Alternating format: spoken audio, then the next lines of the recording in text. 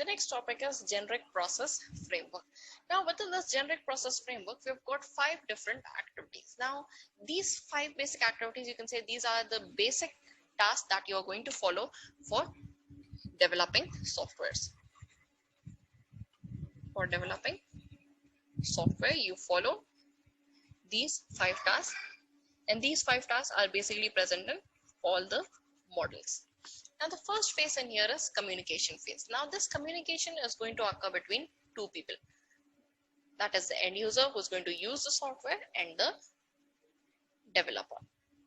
Now within this communication between the end user and the developer, you're going to do heavy communication so that you identify what are the requirements that the end user wants within the software. That is called as requirement gathering. Requirement gathering is done by a heavy communication between the end user and the stakeholder. The next phase is planning phase. Now within this planning phase, you're going to identify, now as you've gathered all the requirements, based upon that, you're going to make a schedule. That is how you're going to work on the particular software. Then you're going to identify what are the different risks that you might face while developing the software. What are the different resources that are required to develop the software? That is going to be identified. Now in here, you also identify what are the different, what is the workflow that you're going to follow. Workflow is the order in which you're going to work. This is going to be followed. Now one thing you need to remember here is when communication is fully completed, then you go to the planning phase. When communication is completed, you go to the next phase, that is planning phase.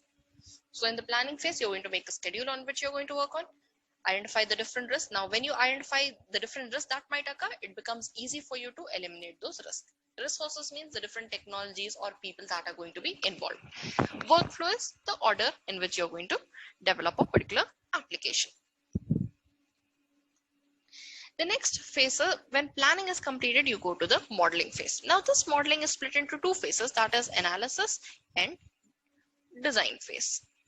The first is analysis. Now within the analysis phase, what you're going to do, all the requirements that were gathered within the communication phase, you're going to cross-check them whether all of this are present within the model that you're going to develop, whether the things that you're developing with the software, whether those are the ones that the end user has requested to. Now these requirements, you're going to elaborate these requirements. Elaborating means you're going to clearly focus on what this requirements meant, how you're going to identify, how you're going to implement them. The next part of modeling is design. Now within this design phase,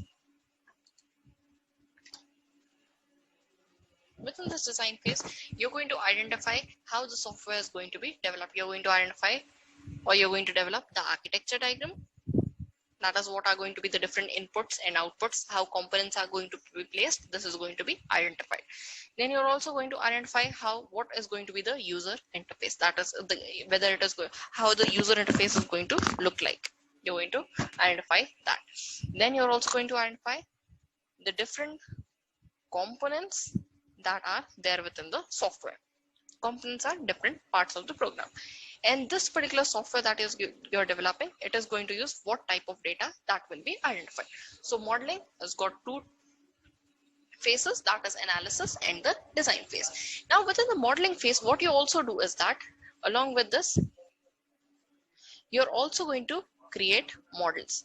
Now these models are created so that you identify all the requirements that are there within the software, so that you can better understand. So that you can better understand the requirements that are to be embedded within the software. The next phase is construction phase. Now this construction phase, it means that within the construction phase, you've got all you have identified the architecture, the user interface, the data that the software is going to take input, everything you have identified. Now in here, you're going to do the coding part. The coding and the testing part is done. Now coding means you're going to embed all the features in the code. That is, you're going to add all the features within the code. Whereas within the testing phase, you're going to check whether whether the functionality, the specific functionality that the end user has requested, whether it is performing well, whether it is performing the function as requested by the end user. Now within this testing phase, you're going to use different types of testing. That is, you can have different testing techniques, like you've got black box and white box testing. These are the testing strategies that will be implemented within the testing phase. The next and the last phase of the generic process framework is the deployment phase. Now this deployment phase means, now as within this communication, planning, modeling, construction is done, you're going to go to the deployment phase. Now the deployment phase means you're going to deliver the software to the end user. Now when you have delivered the software to the end user is going to work on the software. Now as he works on the software, he is going to give feedback for this particular software. Now this feedback can be, if a function is not working properly, you might need to make some changes, or based upon that, you are also going to give maintenance or support to the software. That is, giving timely updates. Each of the things are going to be followed. Now in here, you need to remember that this all phases are going to occur when one phase is complete. When communication is complete, you're going to go to planning phase, then modeling, construction, deployment. You need to remember this. You can remember this as CPMCD. Now 2 C's are there. First, it should start with communication. C is for communication, then planning, modeling, construction, and deployment. Now these features, now these 5 phases, they are going to be used in the different models that we are going to study within the second chapter of the first unit. This is the end of the class.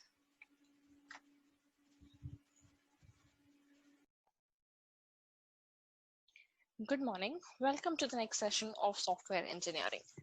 Today's topic is perspective models.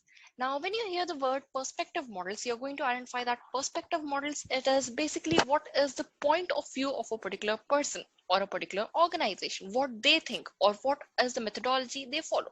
So in software engineering, whenever you're developing a particular model, each and every organization is going to have their own set of activities that they are going to follow to develop a particular software. Now in here, you might be wondering why the name is chosen as perspective models.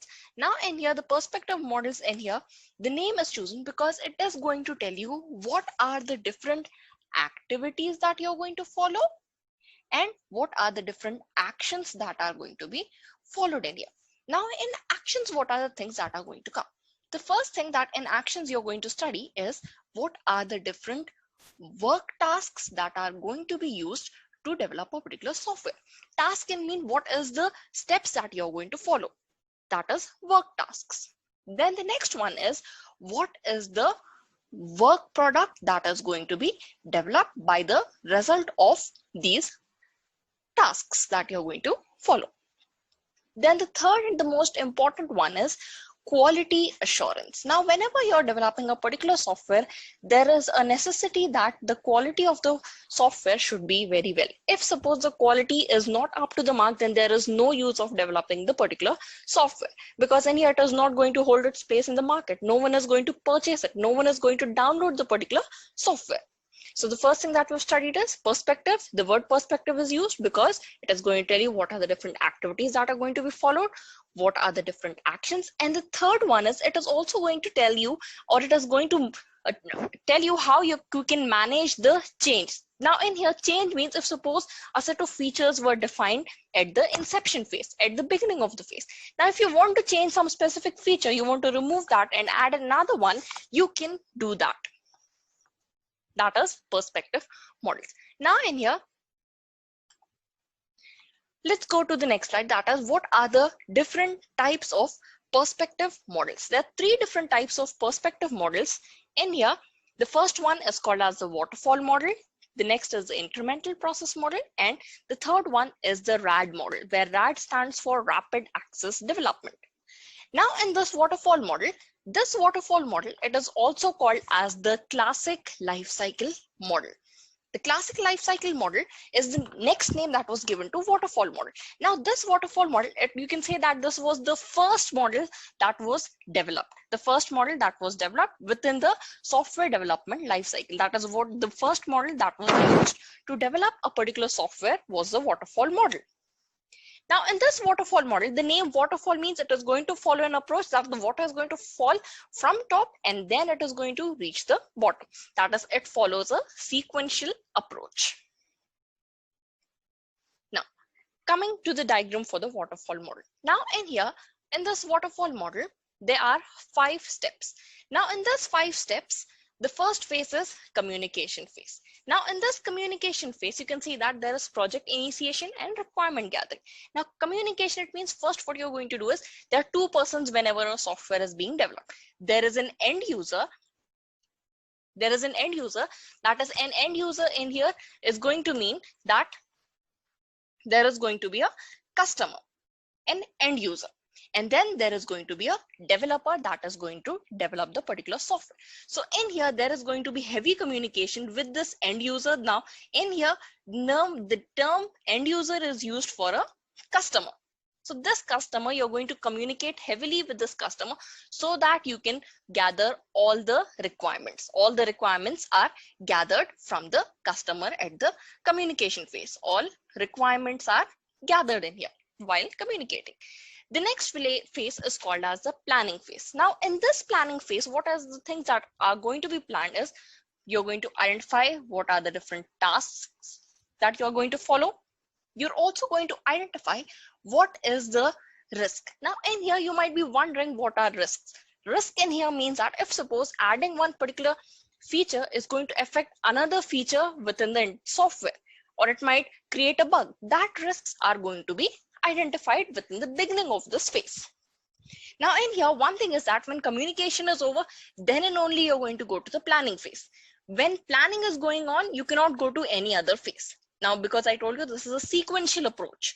When one is done, or the waterfall model, it starts from the beginning and then it goes to the second step. Then it is going to go to the last step. So in here, you're going to identify the set of tasks that are going to be followed, the risks that might occur. You're going to identify those risks, and you're also going to identify what are the resources that are going to be used. Resources means what are the different technology, how many people are required, how many systems are required, how many coding people are required. That is going to be identified. And the most important thing, you are going to create a plan. A schedule is going to be made in here.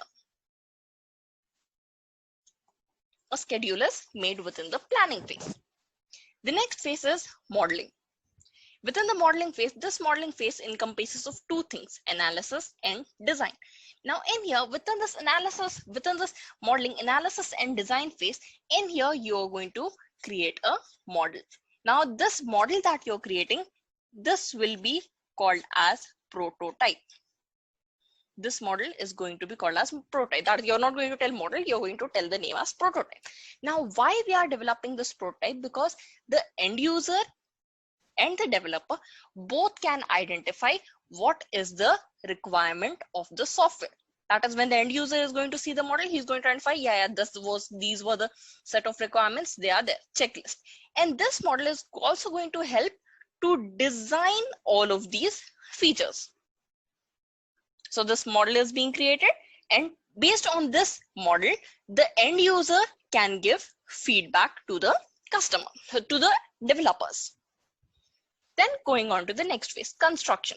Now by the name construction means you're going to make the code, and as you're coding, when the coding is done, you're going to test. Or if suppose you're doing it in multiple parts, one code is being generated, it will be tested. You're going to test for any types of bugs or errors. They are going to be identified. Then when the construction phase is finished, it is going to go to the deployment phase. Now in this deployment phase, deployment means delivery of the particular product to the end user. Now in here, support in here means that if suppose there is any troubleshooting required for the software, The developer is going to give support to the end user. And then based upon this evaluation of the software, the end user is going to work on the software and then he's going to give you feedback. That is how the software is working. If any changes are there, that changes are told to the end user that they're not working properly. So based on that, support will be provided to the end user. So these are the 5 phases, and this 5 phases, if suppose you are in deployment phase or in construction phase, you want to make any change within the software, this cannot happen in here. It follows a linear approach and no changes can be made while the software is under development.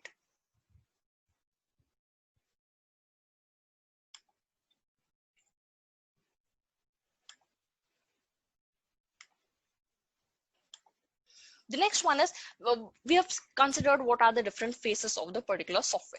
Now we need to identify what is the real-time use of this particular software. Now in here, real-time use means where are you actually going to use this particular software, that is going to be identified. Now in here, if suppose we want to develop a particular software in where you're going to consider a system where time and money are secondary, that is in here, the life of a particular person is the first priority. You can consider an example as a life support machine. Now within this life support machine, you're not going to find out first what is the cost, what is the time. Your first and foremost priority is the life of the customer. The particular software should not fail. In this type of process, in this type of areas, the waterfall model is being used. And another example is aircraft programs. When an aircraft is going to be developed, you're going to check for the engines, the white box, the black box, the seating, the wings, the wheels, everything should be aligned perfectly. Again, in here, you can see that the time and money is not important, but human life is important. Because in here, there are many countries that are going to give a lifetime imprisonment for these type of errors. Any fatalities are going to give you a imprisonment. Another one is it is used in military and defense purpose. For all these types of applications, a strict standard process is to be followed. That is why you go for the waterfall model approach.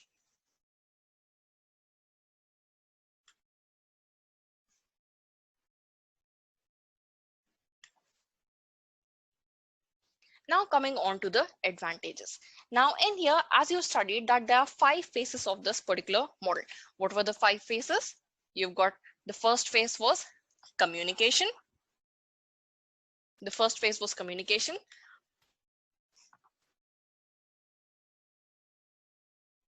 Planning. Modeling. Construction. And deployment.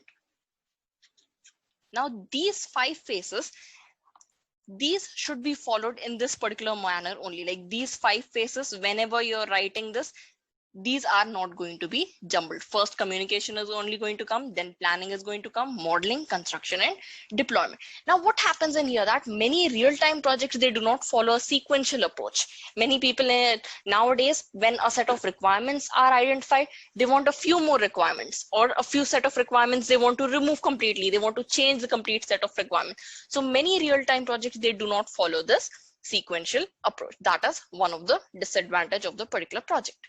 Then the next one is, it is very difficult to go back to any stage after it is finished. As I told you that it follows a sequential approach. That is, when communication is done, then only planning is done. If you again want to go to communication, it is not going to happen. If suppose it is very necessary, then the entire project has to be removed and then you're going to start from the beginning. It is going to increase the cost of your project. The third one is, a working version of the program will not be available until late in the project. That is, until the entire software is being developed, you cannot make use of any of the feature of the software.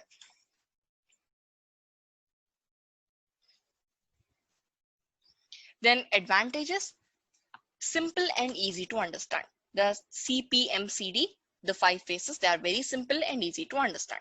The second point is phases do not overlap. That is, in here, when communication is going on, planning is not going to be carried out.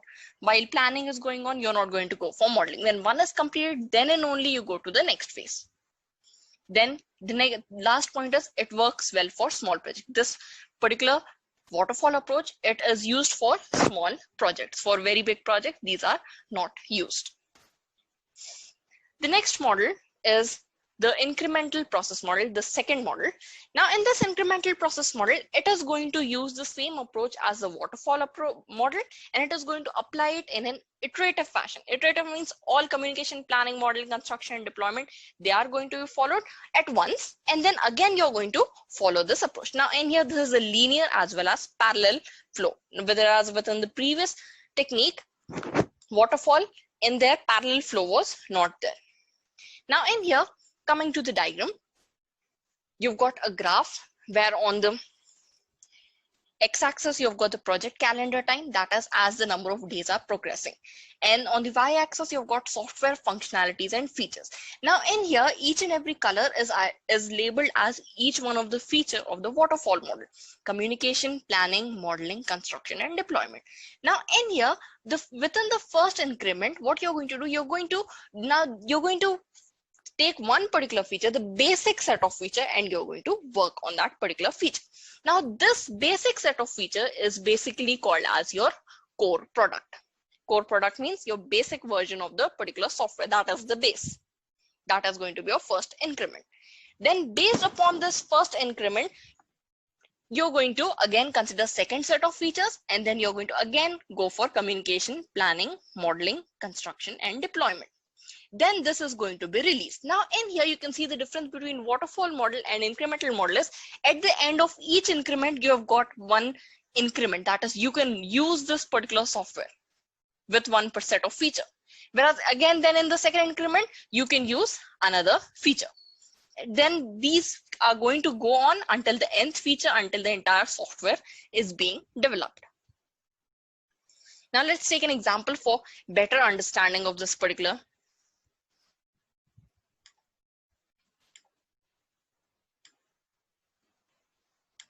Now, we are going to take an example of WhatsApp.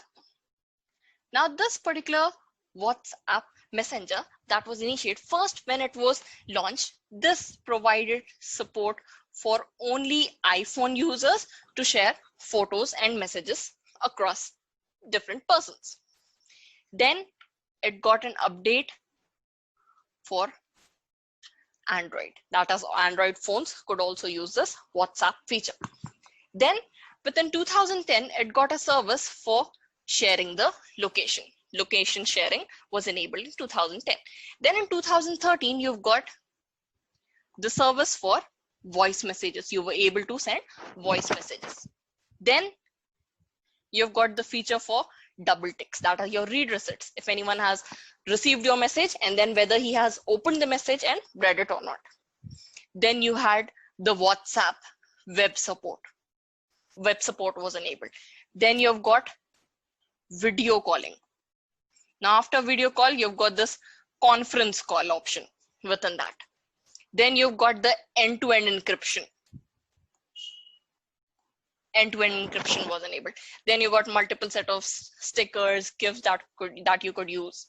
So in here, you can see that when WhatsApp Messenger was initiated, first it was there to send photos across and messages across different set of users.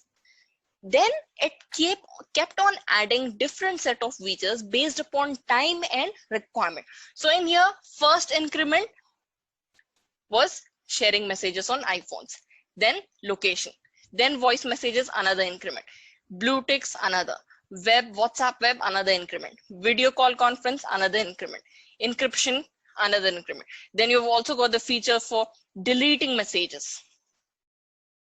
So these are set of increments in which you're going to develop a particular software. Now, if suppose we take another example of this Uber service. Now within this Uber service, what happened? Within this Uber service, first you had the cars option. Then by cars, you got the Uber X. Then you got the Uber pool in the next increment. Then you got Uber auto services enabled. Then you got the Uber scooter service enabled. Then you got the Uber Eats service enabled. So these are the different increments in which softwares are developed. These, I hope this gives a better understanding of what is incremental process model.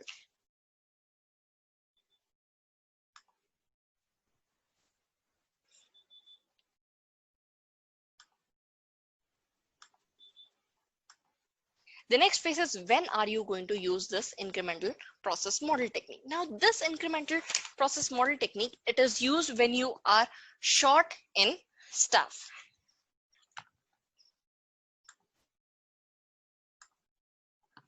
When you've got less staff, so you're going to go for this incremental model technique. When you got less staff to work on the particular software, you go for incremental technique.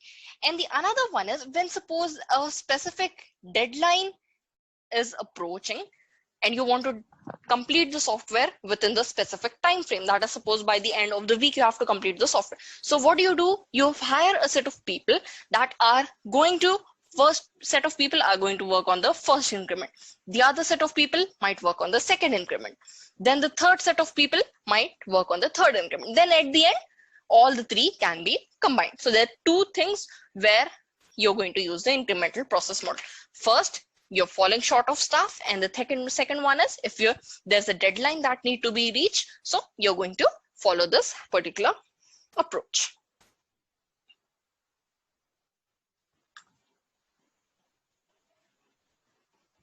Then the advantages of this particular technique is that now in here, the first one is that produces business value early in the development life cycle. That is, you can see, like within the first increment being developed, you can see how many people are installing WhatsApp or how many people are actually using the Uber app. You can see people that are using it. You produce business by that. The second one is it is more flexible. That is, if suppose any changes wants to be made at the later phases also, those changes can be made within this particular model.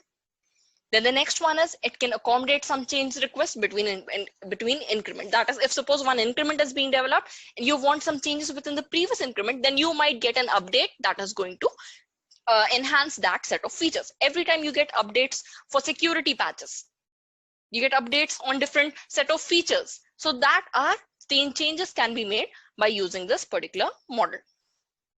Then coming on to disadvantage, it requires heavy documentation. Now in here, heavy documentation is required because in here you've got different set of increments. So for each and every requirement, you have to write detailed set of features for what are the features required, what were the tasks that were carried out, what were the work products that were produced. That is why it requires heavy documentation. Then the next one is it requires more customer involvement than the linear approach. Now in here, customer involvement in here is necessary because in here, whenever you're developing an increment, it is delivered to the customer. Now, when you're going to deliver it to the customer is going to send feedbacks based upon the usage. So, but this is one of the disadvantages. If you're unable to get reviews from the customer, that is a major drawback. This is the end of the incremental process model.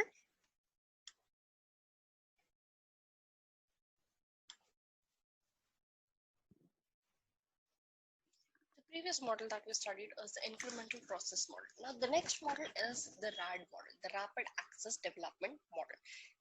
Now in here, rapid access development, this is a type of incremental model. The previous model that we have studied, it is the same type of model in here, the incremental process model. Now in here, the name rapid in here, it means that this particular application is going to be developed very soon. Now in here, very soon, I mean in here, like you've got the time span of 60 to 90 days. It is not going to take more than this amount of time. Now, how are you going to complete a particular application within this small amount of time? Now, this is possible because this RAD model, it uses the component-based construction approach. Now, what is a component-based construction approach? Suppose you are designing a particular software. Now, if you are able to break down the software into small components, It might be made up of three different components. If you're able to break down this particular application into three different components, that is like 1, 2 and 3.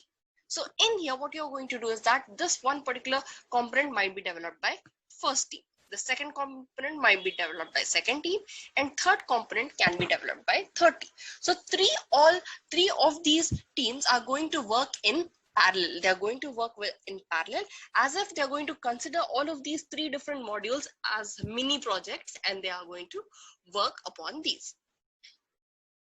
Now in here, these three different these three different components are going to be developed simultaneously. At the end, what you're going to do is you're going to assemble all of these within a particular software.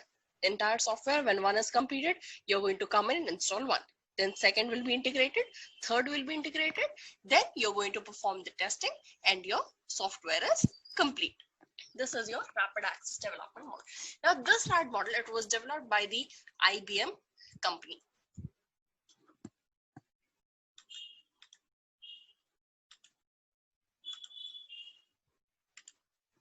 Now this is the representation of the RAD model. Now in here you can see that this RAD model, this follows the same approach of the generic process framework model.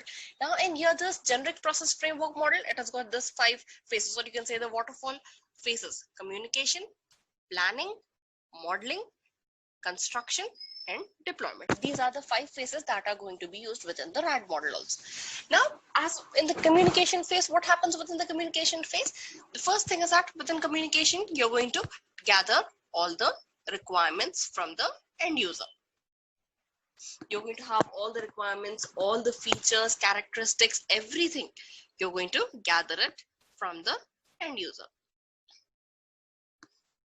End user is going to help you with all these requirements. Now, as we know this RAD application model, in here you're going to divide this entire software into teams, and different teams are going to work. So in here, it is necessary that you make a plan. Planning is very important because multiple teams are working in parallel.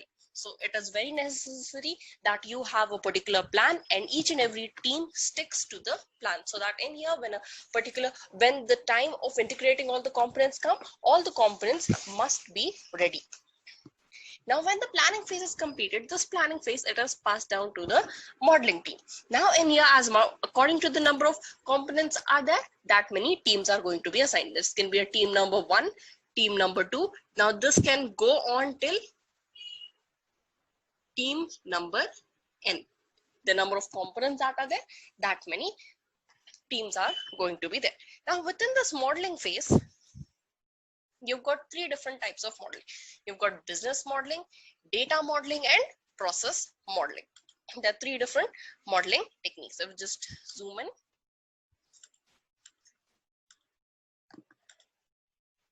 Modeling, 3 modelings: business modeling, data modeling and process modeling.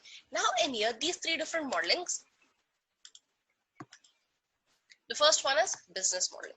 Now within this business modeling, what is going to happen is that this business modeling, you're basically going to make use of graphical representations. You're going to make use of graphical representations.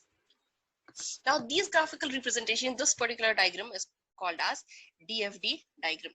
Now this DFD diagram is data flow diagram. Now this particular diagram, it is going to show you the flow of information. Now in here, in a particular application, you need to know how your data is going to flow from one component to another component. Now in here, we are taking an example, the diagram, we're taking an example of online food delivery systems. Suppose you're ordering food online. So the first thing is the customer. The customer is going to open this food delivery app, and then he is going to directly place an order on the food ordering system. Now in here, the customer is able to directly communicate with the food ordering system, and the food ordering system is also going to communicate with the customer. That is why the 2-sided arrows. Now this food ordering system, this is controlled by the manager. This manager is the one that has made this food ordering system, and in here, this manager is is also going to directly communicate with the food ordering system, and the food ordering system is going to communicate with the manager. Now, when the customer has placed the order on the food ordering system, this food ordering system is going to check the availability within the kitchen. The order that you're placing, whether it is available or not, that is going to be checked within the kitchen. Now in here, this manager is going to supply this particular food delivery by the supplier to the customer. So by this, you can know how the information is flowing from one part, from the customer to the food ordering system, then the kitchen. This is how the information is flowing. This is how business modeling works. The next type of modeling is data modeling.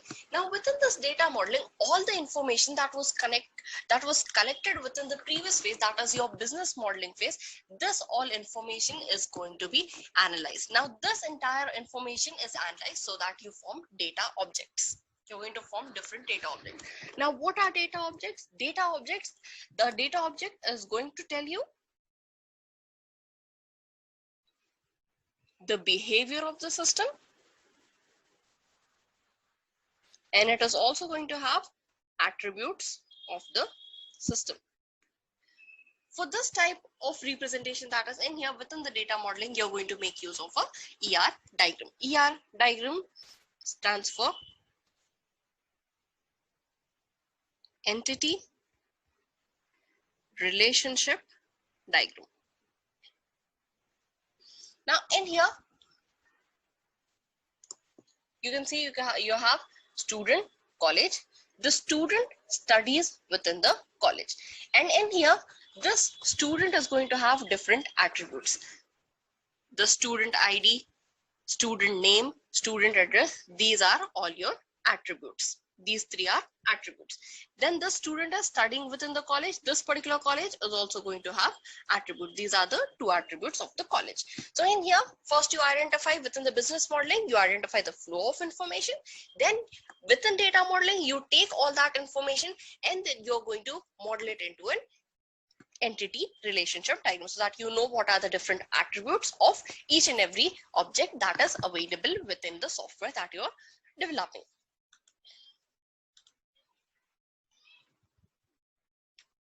Then the next phase is process modeling. Now within the process modeling, within this, what you're going to do is the software process that you're representing, all the information is collected and it is going to be given to the construction people, to the developers, it will be given. So in here,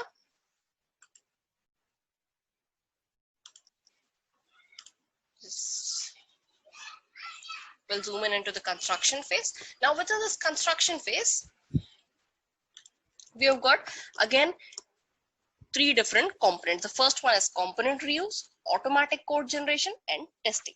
Now this rapid access development, as the term is rapid, now how are we developing it in a rapid way is that now in here what you're going to do, the components that you're going to use, these components are going to be reused. That is all the previous components that you have, you're going to make some changes, or if changes are not required, you can use the same component and embed it into the architecture. That is component reuse. Now this component reuse, this is the main thing that is going to help you within the rapid development of the software, the component reuse thing. Then the next thing is automatic code generation. Now within this automatic code generation, you can convert the data objects, like within the previous slide I have shown you the different data objects. Directly you can change a particular data object into line of code. You're going to have us automated tools for generating the code. The coding will be done automatically. Then the last part is testing. Now within this testing, what is going to happen? You are going to test all the features. Now in here, as you're using the component reuse is being done, so it is very, now as component reuse is done, what happens, all these components as they were previously designed, a lot of testing techniques are already done on it. You know how the particular software works. So in here, it is going to take less testing time. because multiple testings have already been done. Now this, within this testing phase, what you're going to do after embedding a few features, a few changes that were required, you're going to add that and few testing will be done. In here, you can again save time as you're using the component reuse. Now, after all of this is done, when the construction part is done, now in here, this modeling and construction, there's two phases. The two phases in here, that is the modeling and construction. This two phases, this is done for one component. Then within this team 2, this is the first phase, this is the second phase. This is again in parallel. Then again, you've got again one modeling phase and again a construction phase. These all are going to occur in parallel. Now, as all of these components are going to take place in parallel fashion, that is at a single time, at the end, when all of these components are completed, you're going to embed all of this within the architecture. That is, deployment is going to take place. Now, within this deployment, what you're going to do, as I've told, you're going to have one particular software in here, as if suppose you've taken this 3 different teams that are working. You're going to embed all of this within the architecture. 1, 2, 3. These 3 are going to be integrated. This is integration. When this entire software is being integrated, that is, all the components are added within the software, you're going to deliver this software to the end user. This will be given to the end user.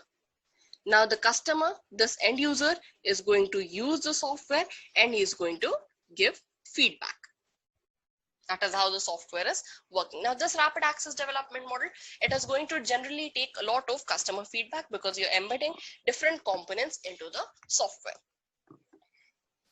This is the RAD model.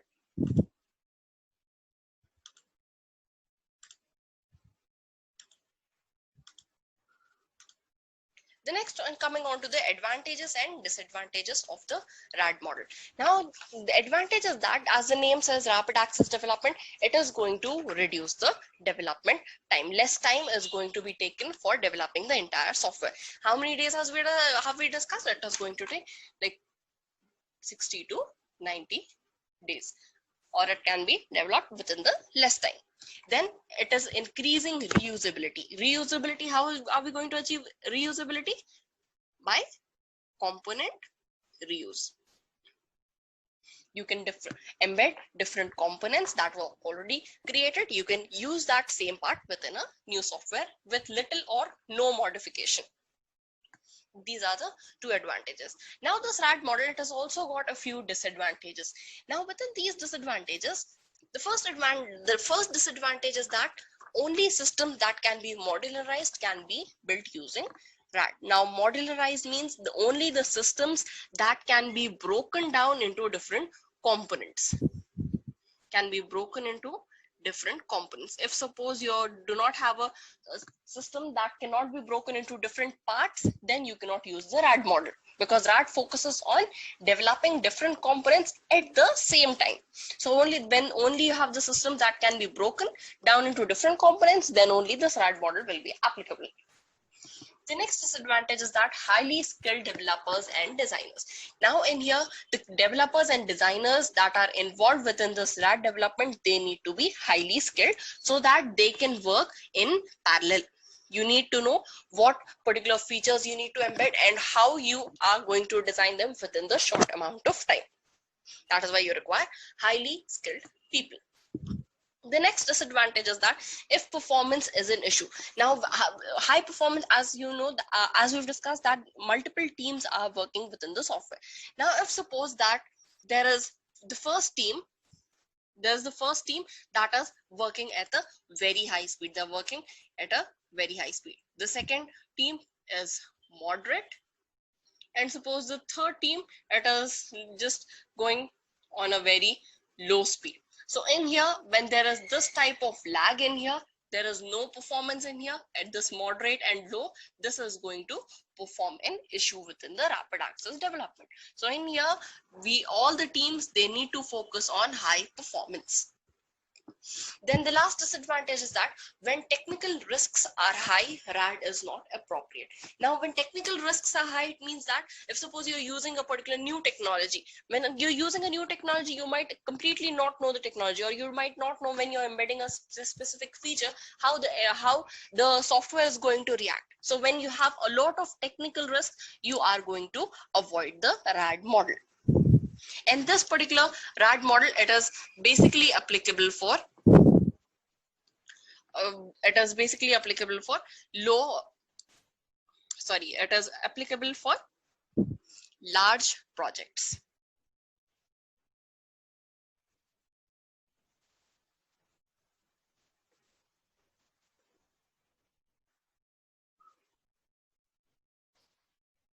It is applicable for large projects. It is not applicable for small projects.